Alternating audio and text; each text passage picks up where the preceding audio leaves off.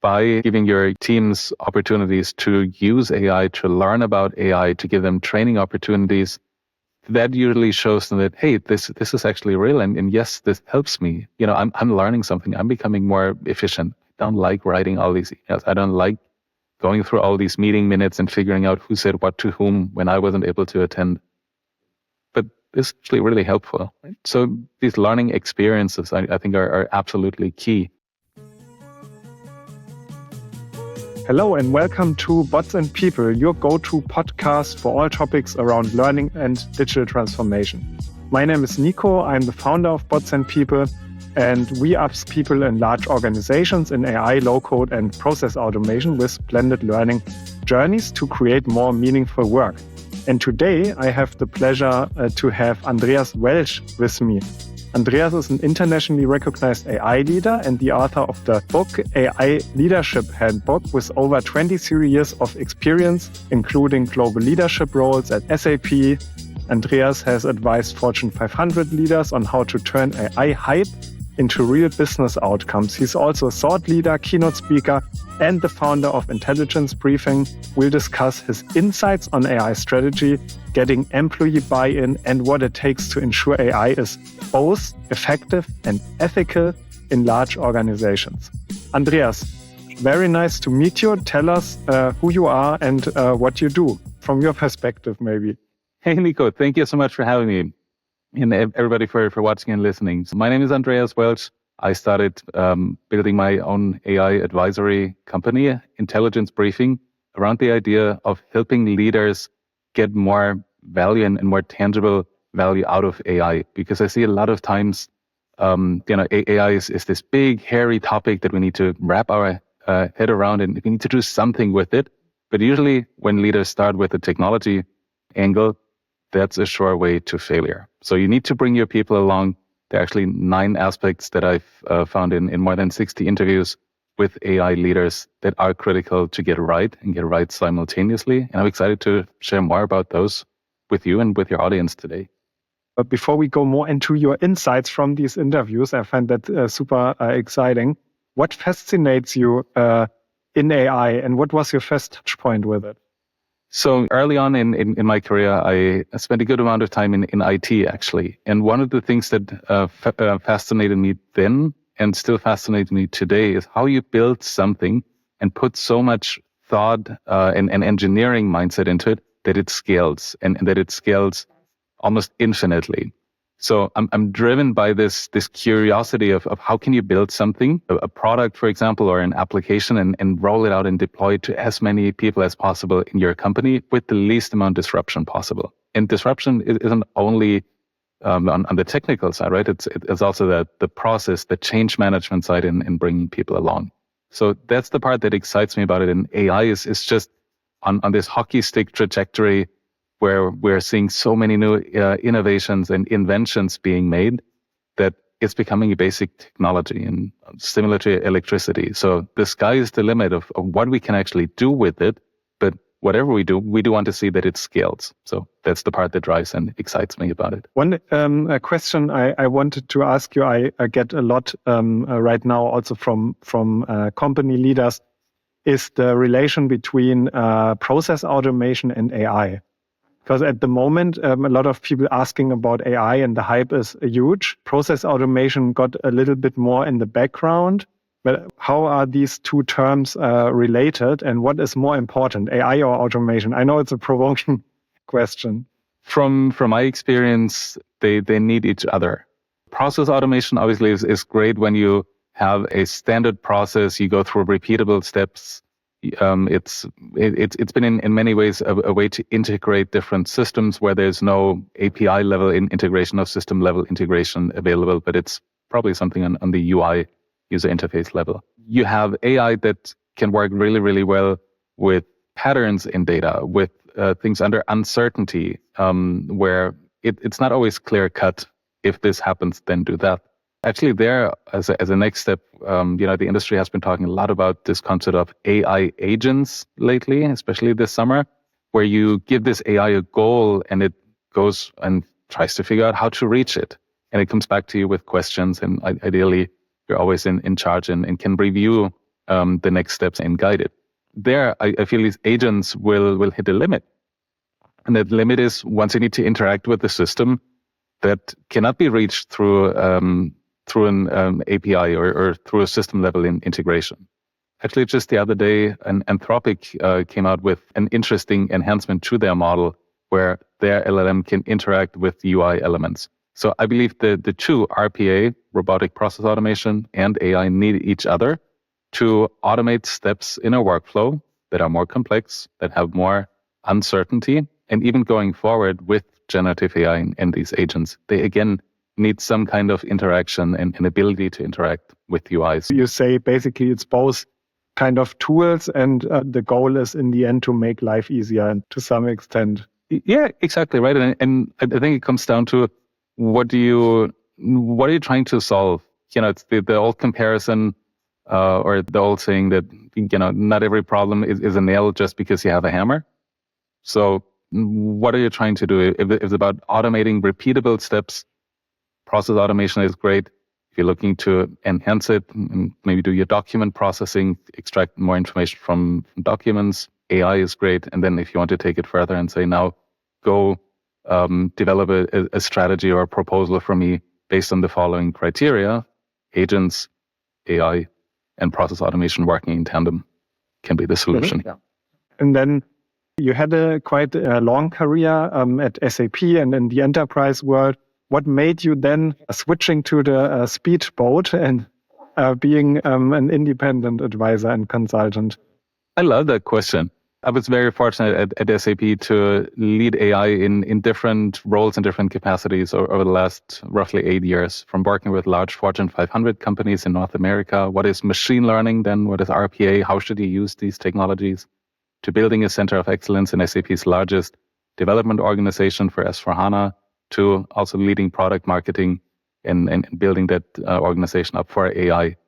And so, looking at where we are in the industry, I think we're still very, very early, just scratching the surface of what is possible with AI. And I see that there's tremendous opportunity, tremendous potential for companies and for their leaders to use AI. But I also see that they're struggling, figuring out where should I start? What should I do? What should be the first thing to focus on? How do I get value from this? And again, many leaders rightfully asking, how can I bring my teams along? I know there's a huge opportunity, but how can I make sure that they learn about these new tools and how to use them and so on? So that's where learning and development teams come in, blended learning strategies and so on, like you mentioned, helping business leaders bridge that gap between, I know there's an opportunity and I need to do something. Maybe my board is asking me to do something with, holy crap, where do I even get started and how do I do that? That's why I help based on my experience working with large companies and also what I've seen at SAP and what leaders have shared with me on my podcast, What's the Buzz? So all in the AI Leadership Handbook. Nice. So you can get started too. Okay, cool. Yeah, and one more question related to this. It seems you quite focused on also simplifying complex AI topics to the masses to make it very tangible and people accessing it that maybe haven't accessed the knowledge before. But you worked in this very complex environment before, also probably with software developers. Isn't it like, let's say, a rocket scientist explains a kid how a rocket works? Or how does it feel to you? And why don't you want to work with software developers to explain very complex things, but rather going into that direction? I don't remember the exact words, right? But there's this idea that only if you can explain it to a 3-year-old or to a 5-year-old, you've really understood the subject matter. And that's what I think is so exciting to me. Yes, having that understanding of how do things work, how do they work together, what are the complexities, but for those that are on a different path or on a different journey, helping them see and understand what does it actually mean to them? How can they make it useful? And again, coming back to that point of how can we make it scale and create the biggest impact for all? That's the part that is exciting. And it's also challenging because how do you explain complex topics to an audience that is not as familiar with them as you might be? Okay, let's go a little bit deeper into your book because I find that very, very interesting. And there you focus also a lot on the non-technical facets of AI success. What are the top challenges you identified that leaders face when implementing AI in their companies? From my own experience, as well as talking with many AI leaders in the community, it comes down to a number of different things, right? One is, what are we actually trying to solve for, right? A lot of times you have great technologists working on AI, working on these IT technology projects. But as technologists, we look at this through a technology lens and, what can we do with this technology? Isn't this awesome what we can do? Where can we use it? And while it's important to have that understanding and know what you can use it for, it's only really useful if you put it in a business context or in the context of a business process. So what problem am I actually trying to solve? Who am I trying to solve that problem for? Is it a problem that they even have? My big call to action is, if you're in a technology role, reach out to your business stakeholders, learn more about their business. What are they doing? What's keeping them up at night? What are the challenges? And then apply your knowledge of technology and how it can be used and what it can be used for to solve, and bring those together. So that's the key one for me as well. Really the foundation that you need to have in place. And then it moves on to more operational things. Right? A lot of times I see organizations approach AI as a project. So, that has a start date, an end date, and a project plan. But from experience, it's not always that linear. It's not always straightforward. A lot of times these projects tend to be more research projects. Let's see if we can make this happen. What are the right features and variables we need to look at to make a prediction, to give a recommendation? Now, generative AI makes it a lot easier if you're a developer and you might not need to build these models from scratch. But that part really about understanding how can we actually apply a different mindset? How can we apply a product mindset? So not put the end date at the center of it, but put the end user at the center of it. Again, what is keeping them up at night? What are the problems we can solve for them? And then the third part for me is really about responsibility. With being able to process data at speeds that we've never seen before, and amounts of data, process them at speed never seen before, there comes a huge responsibility to all of us building these AI systems. And that's, what are we using them for? So how can we make sure that they align with rules and regulations, right? Things like the EU AI Act, for example, or privacy acts in other parts of the world, or California and so on. How can we even decide what is a good use case that we can pursue, because it aligns with rules and regulations, it aligns with our corporate values, and it delivers value. So responsibility, data privacy, sustainability are key aspects that go into that as well. Mm-hmm. And then you state, I think it's immediately on the Amazon landing page to purchase your book, is that you say 85% of AI projects fail.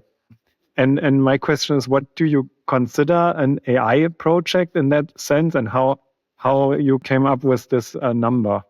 Yeah, so over the last couple of years, there have been different studies. I've been focusing on the ones by Gartner, for example. And in 2018, they said machine learning and AI projects, more than 85% of those projects don't deliver value and do not move from pilot to production. It's a pretty big number, right? 85% of projects that organizations run never see the light of day beyond the lab. Then I think a couple of years later, probably 2021, 22, they said, well, actually it's 54% of projects, but it's getting a little better. And then this summer, I saw Gartner putting out some press releases for one of their conferences, and they said now 70% of generative AI projects make it to production, so only 30% failure rate. So it starts getting better, but the point is there's still a very high likelihood that what you're starting out with and what you're testing as a hypothesis, as a proof of concept, is not going to make it to production. And a lot of times from my findings, it's not just because of the technology. It's because you didn't do your due diligence in all the other aspects, right? Creating a culture that embraces this new change, these AI capabilities, giving your people the opportunity to learn about it, to network, to find out, well, how are you using that thing for? Is it working for you? And maybe now with generative AI, how do you prompt it? Or what are some good examples that I can leverage in my line of work? these type of things, everything around the technology needs to fall in place as well. But it doesn't magically fall in place. You need to shape it. Super interesting when you also say Gartner said this 85% thing in 2018. I think there prompt engineering was not a topic at all, at least in the company world. And now this is such a huge topic. And there's somehow this one world where you build AI use cases in the IT or in any like innovation teams or digital transformation teams, deliver it to the business. And now everyone can access ChatGPT or the company-specific GPT or Microsoft Copilot. Between the two of those worlds, I as a end user can now prompt and get support in my day-to-day life. And okay, let's take a process and see how we can build an AI project out of it. What is more important for companies from your point of view? I think it's the duality of things. On one hand, using AI in the flow of your work a lot of times is about productivity. I think these are the early wins, quick wins, low-hanging fruit, whatever you want to call them, type use cases that people have been gravitating towards. Whether it's draft an email for me or summarize my meeting minutes based on a transcript or draft a PowerPoint deck with some basic information, right? Write marketing copy, sales emails, these kind of things. And I think it makes sense, right? Those were the early capabilities to prove out that generative AI is real, it delivers real value, we can ship something, we can learn from our customers and from our users, and we still need them. So productivity in things like the Office suite, I don't see them going away. I only see them improving even more and becoming more helpful. On the other hand, it's a lot more complex to change a long business process, especially if it's a process that's been running for 10, 15, 20 years. Even if it's standardized, even standardization, say in an order to cash process, there are many bits and pieces and steps along that process that are customized, that look different from one company to another, from one industry to another. So introducing change there also introduces a significant higher amount of risk, because what do you do if that AI piece now is so critical to your process, but it fails? Or what if you've pivoted your team members from doing this manually to just reviewing? What's your fallback plan? So these are some of the main considerations that I see when you apply AI to a business process. How can we do that in a way that's minimally invasive, but delivers the maximum amount of value? So again, I think you need to both productivity for individuals, but also the improvement of your business and your business process. Mm-hmm. Now, there's one thing you said that I want to talk a bit more about is it's the part of IT, right? IT traditionally has made these systems available, maintains them, makes sure they're compliant, safe, secure, your single sign-on works. Now, on the other hand, each and every and any user in a business can use ChatGPT on their phone, their personal device, right? So there is a huge risk also an information security risk that potentially confidential information makes it into these tools, or somebody uses an AI tool that's not approved and you have some leakage of your data. So I think there's a significant challenge for IT now to manage this. On one hand, embracing that, hey, there's a lot of AI out there and we should make use of it. On the other hand, making sure that it's compliant and that it does not expose the company to additional risks. And what can you do? So let's take an example, be it a consultant in a management consultancy. This consultant usually needs to compile a strategy presentation for a customer. The customer has a lot of sensitive data in that presentation.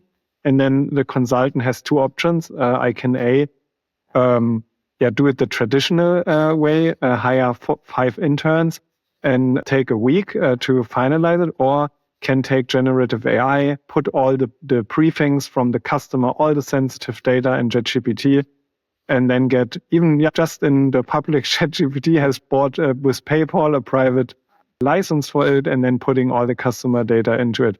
How to prevent this from happening? Because if I can, the temptation is very high for this clever consultant. So I think that is a real challenge. Companies, I think, are well advised at embracing AI because their users are embracing it anyways. So if you know or you assume that this AI usage is happening, right, it's a lot better to do that through compliant enterprise-grade solutions. for example, an enterprise ChatGPT that does not share your data with OpenAI, or using OpenAI services through Azure on Microsoft Azure just for inference, again, not sharing data with these vendors.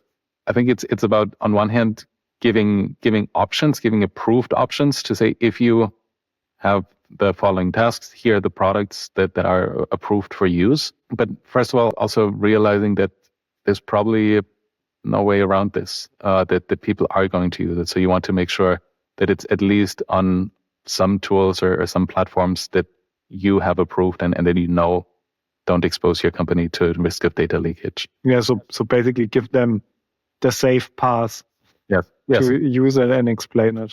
Right. And I mean, some companies create what they call a playground. So they're different models that you can experiment with and give training and give guidance to their users and say, hey, if you're in a certain part of the organization, I don't know, if you're in a project management organization, for example, what can you use generative AI for to draft a project proposal, to summarize it?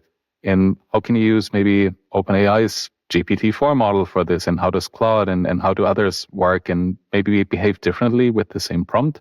And then figure out, well, what's one that you want to use in your line of work? But again, giving choice in a controlled and well-managed environment, to me, is key, alongside the training aspect of it. You need to tell people and show people how to work with it. I mean, we didn't give people Office or Excel and expected them to be the formula guru the next day. So we also need to be a bit more realistic there, what is possible and how to help people get to that adoption. And also to demystify it, because I think a lot of people know that you shouldn't just put any personal data or the restricted data into the public ChatGPT. But what is the risk of doing it? So the risk can actually be quite significant. There have been cases like that already covered in the news last year. For example, Samsung, a large semiconductor manufacturer, they found that some of their employees took actually meeting minutes, put them into the public ChatGPT and asked them to summarize and create key action items. Now, the problem was that there was confidential and proprietary information in those meeting minutes that these employees fed to ChatGPT, and that vendors like OpenAI and others, depending on the tool that you use, can use that data to further improve these large language models, to further improve things like ChatGPT. So the risk is that all of a sudden you have your proprietary data end up in this large language model, this large GPT model, for example, and others then using this latest version of the model might be able to reconstruct your data or might get responses that sound very similar to your proprietary IP. Mm-hmm. So that's one part. There was another story in the news, I think last year, from Amazon and Amazon Web Services, who said, we've analyzed code that ChatGPT generates, and it looks very, very similar to our code base. So we do not want our developers to put information into ChatGPT or to even use it. Right? There are other IP type risks when it comes to code. That's a separate story. But just this concern of, we have some proprietary data, it makes it into the hands of a vendor. We no longer have control over that data, and eventually somebody else might be able to reconstruct that information or get a response that includes proprietary information to us. And then when I use the LLM through our own playground, what's the difference technically? So how does it work that these data don't go to OpenAI? Yeah, so many vendors offer you the opportunity to only use the models for inference. Inference meaning to generate content and to summarize content and so on, but not sharing your data that you input with the vendor. That's the main difference. So I think if you're in a business, if you're in an enterprise space, you're well advised to look at your vendor's options and terms and conditions. And you should actually ask for these versions where no data is shared with these providers. Okay, cool. Thanks for this course into the data privacy space. Really interesting. Let's go also a little bit back on how to make people enthusiastic about AI. There's a lot of discussion around or how you can resolve resistance against AI solutions. People think that it's dangerous and could cost their job to implement AI. My first question to you is it really like this? How do you experience it with all the number of companies and employees you have worked with? So it really depends on the company, and it depends on the culture. what I've seen is if you communicate openly and transparently and clearly what your intentions are to introduce and implement AI, it usually creates a lot more trust within the organization. I mean, people might still be concerned and a little suspicious that what you're telling them is the truth, right? The whole, how much do you trust your management and how much can they share or are they willing to share? But also acknowledging that, hey, we are on a journey where early on we're trying this out. We want to see how we can help you focus on more important, more valuable tasks, right? And instead of doing things that just keep the lights on, let's give those to AI and to automation and have you focus on conversations with our customers, for example. It takes that communication and the dialogue as well. Now, words are often said very easily and very quickly. You need to show it through your actions as well that you mean it. Right? Otherwise, it's just lip service. So again, by giving your teams opportunities to use AI, to learn about AI, to give them training opportunities, that usually shows them that, hey, this is actually real. And yes, this helps me. You know, I'm learning something. I'm becoming more efficient. I don't like writing all these emails. I don't like going through all these meeting minutes and figuring out who said what to whom when I wasn't able to attend. But it's actually really helpful. Right? So these learning experiences, I think, are absolutely key. And in addition to that, one thing that I did at SAP and that I've heard several other leaders share as well is think about building a community of practice or multipliers or champions, whatever you want to call them, but bring together people that have an affinity for technology, that understand the business, and have them learn from each other. Again, give them opportunities to try out the software, share what they're learning, what's working well, what's not working well, and really adopt this together, because they can also become multipliers within their organizations for your cause. They can share with their peers how well this is working, and that maybe they don't need to be afraid that this is actually more helpful than you think at first glance. And they can also feed back information to you, what they are hearing. That, yes, maybe people are concerned or they're not exactly sure how to use these tools and they're afraid that AI is going to take over their job. So again, opportunity to help enable them. And it is also something that I cover in the AI Leadership Handbook here, how you can set that up in your organization. And how can you set it up in your organization? Yeah. Maybe you can. I would love to hear your book in a few sentences. Sure. So when it comes to the multiplier community, there are different ways to do it. One of the ways is to ask top-down, ask senior leaders for their buy-in, show them what you're trying to do, setting up this community of multipliers and why. Get an executive sponsor and then work at the most senior level and ask these senior leaders to nominate team members that have a technology affinity but also understand the business. And say, hey, over the next 3 months, 6 months, we are planning out a curriculum, how we want to enable and educate these team members on what is AI, what can you use it for, how do you use it properly, and also get feedback from them. What are some things that are they seeing in their daily work that we can improve with AI?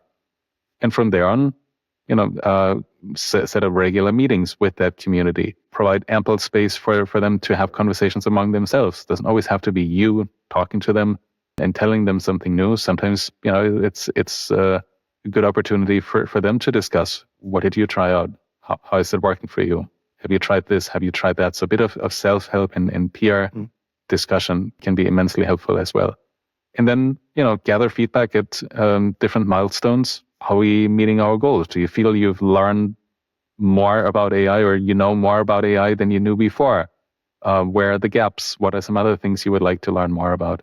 And in that way, structure that program. So you said basically like a guide to a person, right? How to set it up, the multiplayer community and those things. But who is it?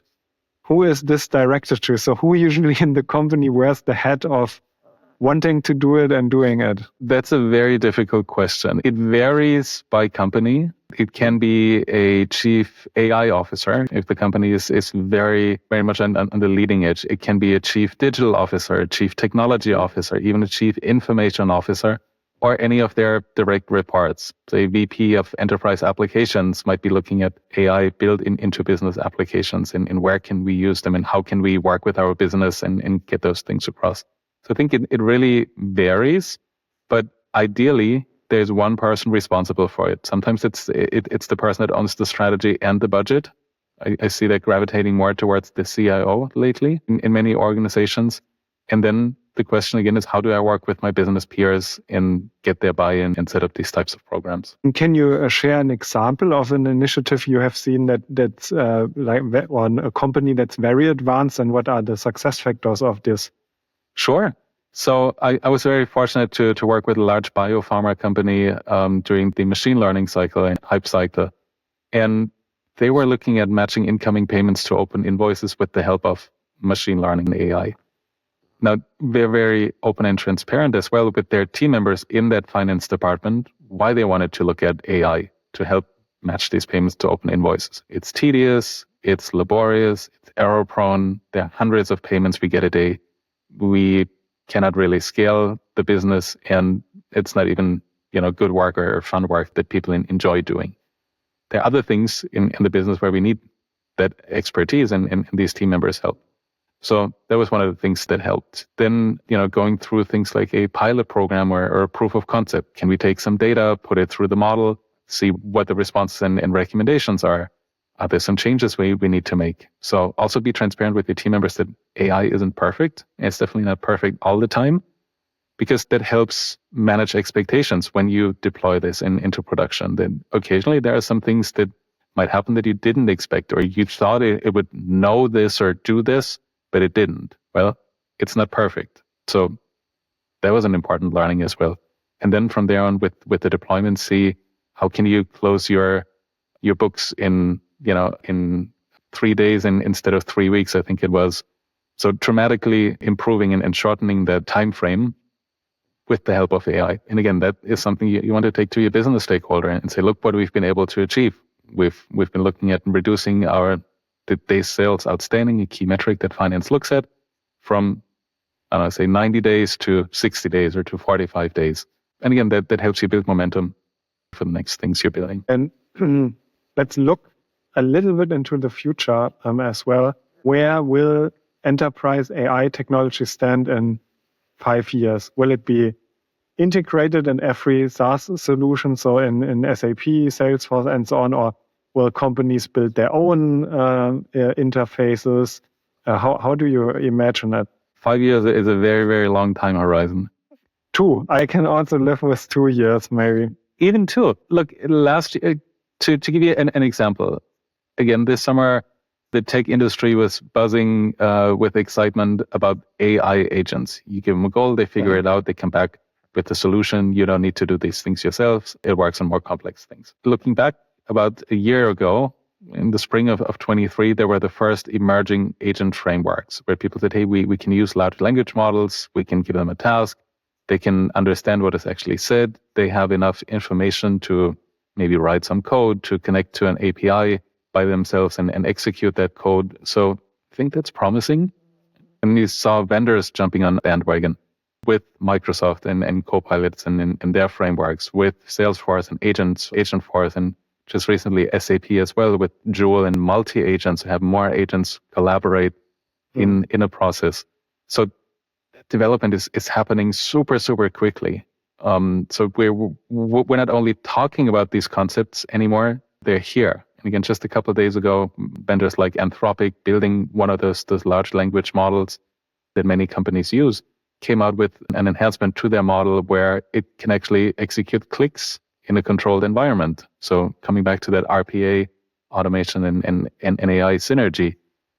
So it moves really, really fast.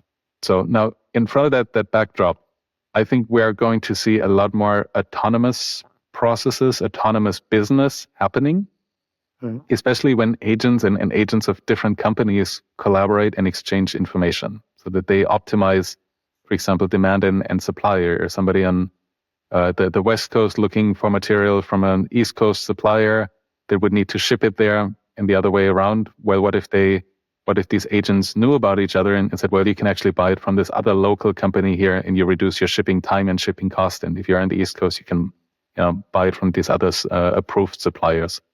So there's a lot more of that type of autonomy that I expect, but it also requires a number of different things. One is I strongly believe that the HR function needs to play a much larger role in this whole definition of agents, because right now it's technologists defining how should that agent behave, how can it behave ethically, and what are the guidelines we want to have it adhere to.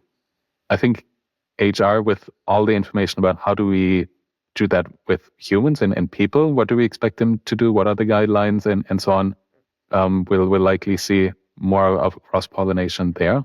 I hope so, at least.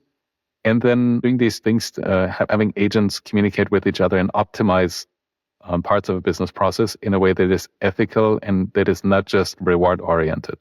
Mm-hmm. If you maximize the revenue for the company at the expense of your customer, probably not a good experience. And it's a simple example. Yeah, thank you. So let's go into one question I wanted to ask you. I hope it's okay like this. Imagine you are a CEO of a company, let's say with 10,000 employees, but you're actually not a CEO. You are a CIA agent who tries to destroy the company from within. Uh-huh. What would you do that the implementation of AI will fail? So how would you make it fail?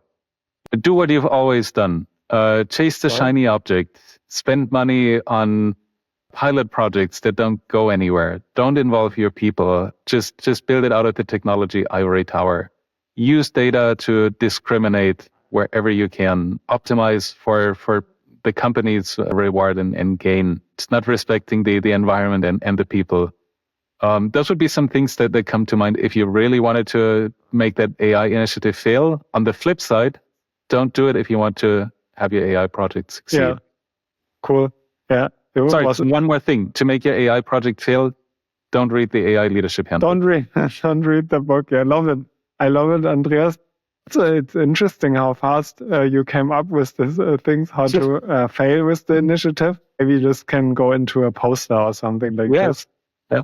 Okay, thank you so much. I think that's the topic part of the podcast. And now there's one section that is always a little bit feared of the interview guests, which is the 5 quick questions with Andreas, where we ask you some questions and you need to answer very quick and very short.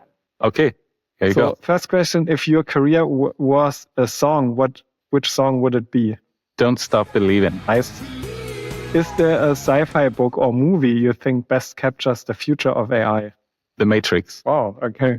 What's the most exciting AI project you've worked on recently?